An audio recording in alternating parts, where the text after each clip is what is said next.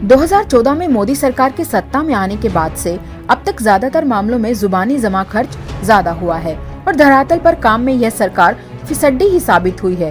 भारतीय शिक्षा व्यवस्था भी मोदी सरकार के कुप्रबंधन से अछूती नहीं रही है।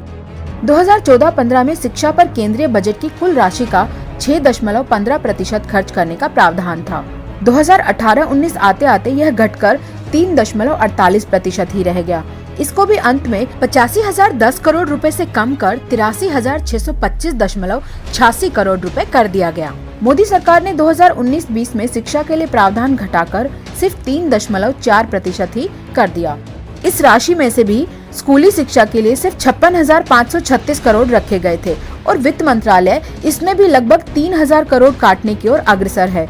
मोदी सरकार बेशक भारत को विश्व गुरु बनाने का झूठा दावा करती रहती हो, लेकिन हकीकत यह है स्कूली शिक्षा पर चीन के सालाना $42,892 और विश्व में सबसे ज्यादा हांगकांग के $1,32,161 के सामने भारत सिर्फ $18,909 ही खर्च करता है।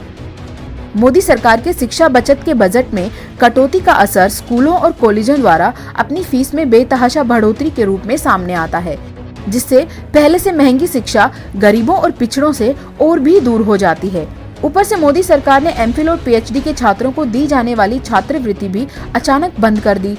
इस सरकार की गलत नीतियों का ही परिणाम है कि भारत शिक्षा के क्षेत्र में दुनिया के 63 देशों में जहां 2016 में 54वें स्थान पर था, अब वह नीचे सरक कर 2020 में 62वें स्थान पर आ पहुंचा है।